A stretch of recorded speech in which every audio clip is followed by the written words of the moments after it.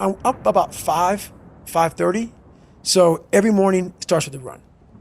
And that's because that's the one thing I hate to do more than anything in the world. So that's like my cup of coffee. And I'm all about armoring yourself. So the second you leave your house and the second you open your phone, the second you do any of that, you are now letting in poison and cancer. So I make sure a lot of things you can't avoid. So as I get up, I start to armor plate my mind and body. Like a person's going to war, you put your body armor on. That's what I'm doing on that run. I'm waking up and I'm giving myself all this armor. So when I come out in the world, now look at that phone, I'm ready. I'm not waking up late. I'm not rushing around. I'm not disorganized because I know I'm gonna get hit in the fucking mouth. There's an art to getting hit in the fucking mouth. And that is why these things are important. You have to wake up and you have to give yourself belief. You have to give yourself confidence. So it starts with that run. So after the run, I come home, I eat something small. How long's the run typically at the moment? Nowhere under 12 miles. So 12 miles is the minimum. And what are you getting that done in? How long? It depends. Right now I'm running heart rate. So I'm running like 8:15s, 8:30s, because I'm retraining right now. Because what's that? Is that zone 2 for you? Zone 2. Yep. Because of the leg surgery I had. So I'm going back, starting from scratch. So anywhere from about 1:30 to 2 hours, I run every day. Mm-hmm. So you're fasted on the morning? Yes. Up, straight out? Straight out. 90 minutes to 2 hours of running, back, Yep. eat, and I'm in the gym. So, and then after that, to whatever's on the plan for the day. That's how that works every day. Are you still doing your stretching? Because you've got Every 2 night. hours of... Every night. 2 hours of meditation, Mm-hmm. 90 minutes to 2 hours of running. Mm-hmm. How long's the gym session? Depends, 45 to an hour and a half. Okay. Mm-hmm. Stretching, meditation, run, eat, gym. Is there something I'm missing, Jennifer?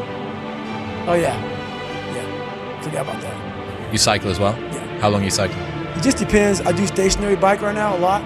What are you using? Is it like a watt bike or something similar? Yeah, something similar. So I put my bike on a like trainer and I cycle. Yep. At least 3 or 4 days a week I'll do that.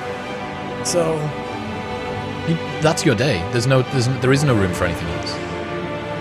yeah, there is a lot of room. So there's 24 hours and I use it all pretty well. How's your sleep?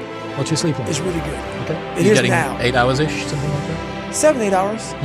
Yeah. Well, you'd need to with this sort of volume. 7, 8 hours. And you're still doing your stretching stuff? Every night. So you've got a 4-hour block, basically, of stretching and meditation? No, that's all in one block. You combine the two? Yeah, that's all in one block. Cool. Yep. That's one hell of a day. It is, and it's been like that for 7 years. But going back to what you said before about needing to cap success, you wouldn't be able to fit even 1/10 of that in. Exactly. If you were chasing down... Exactly. Yep. That's exactly it. So if all that's fucked up, that's why I got to cap success. Because I can't put that in. And that's my growth factor. So, that's my human growth factor. You said before about how you build up self-esteem and confidence and stuff. And there's this quote from one of my friends, Alex Hormozy, that says, "You don't become confident by shouting affirmations in the mirror, but by having a stack of undeniable proof that you are who you say you are. Outwork your self-doubt." Yes. That's nailed. Nailed. Completely nailed. Yes, because a lot of people will, and some of these motivational people out here, it's the funniest thing in the world to me. They'll go and say, when you wake up in the morning, pound your chest. Fucking look at yourself in the mirror and do all this fucking bullshit. I hope it works. What works for me is that everyday resume. The things I know I've accomplished, the things I know I've done, real hard work, the real calluses on my mind, the real calluses on my hands. That's it. You don't need to pound your chest in the mirror fucking anymore if you have that. It seems like, especially with confidence, right, or self-esteem, there's a relationship between confidence and competence. Mm-hmm. So what you're looking to do is try and have what you believe that you can do be ahead of what you can do. Right. Now, you're not looking for it to be delusional. You don't want it to be able to believe that you can do something like fly, right? But you need to have a relationship between the two. But what people are asking for is for their confidence to be so far ahead of their competence or without having even been competent at anything in the beginning. And that's just delusion. That's fantasy. Right. Well, I believe that you have to build belief. Belief is like, there's an after school special belief where the mom says, believe in yourself, and that's all great, but there's also a built belief. And the built belief is one where you are constantly, like for me, I came from a bad place. How I build belief is through the daunting tasks I put myself through. So that's proof positive that I can. So it correlates. And that's how this piece of shit kid that I once thought I was built belief by saying, I was in 3 Hell Weeks. I went to Ranger School.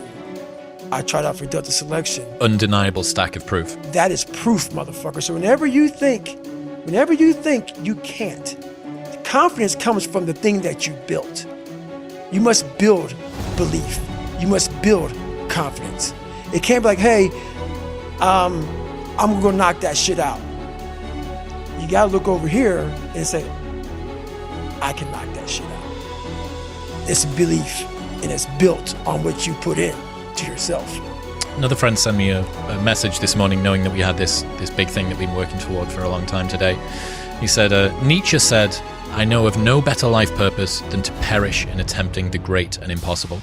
The fact that something seems impossible shouldn't be a reason to not pursue it. That's exactly what makes it worth pursuing. Where would the courage and greatness be if success was certain and there was no risk? The only true failure is shrinking away from life's challenges. Nailed that one also. 2 for 2. Nailed that one also, man. Yeah, it's that dealing with laziness and self-doubt thing, I think. And I do wonder how many people use the look in the mirror, pound the chest, stare into your eyes, say your affirmations, don't get the results, and then lose confidence. Well, that's part of it. A lot of it is limited horizons. Limited horizons are like, I use me as an example always. I came from a small town in Indiana where there was a handful of black families.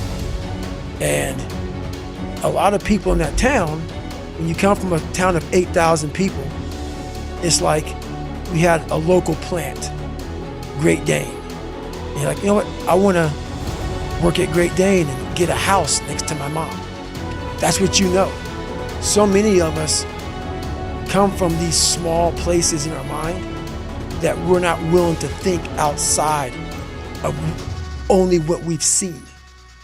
Our mind works in such a small compartment. And one thing I was able to do was to dream. Many people, but don't make dreams your fucking master.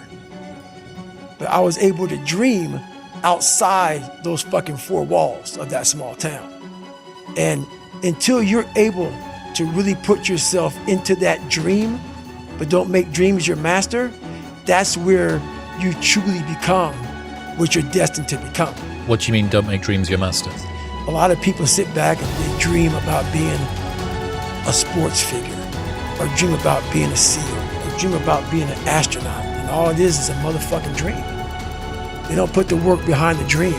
That dream has become their fucking master. When you become the master of your fucking dream is when you say, I want to go be a Navy SEAL, and you say, okay, I'm gonna lose 106 pounds in less than 3 fucking months. The dream was the one thing I thought about, and the dream was now gone. Now, what comes in, the dream goes away, and the fucking laundry list of fucking details and tasks come up. Gotta do this, gotta do this, gotta do this, gotta do this. That's when you become the master of your dream.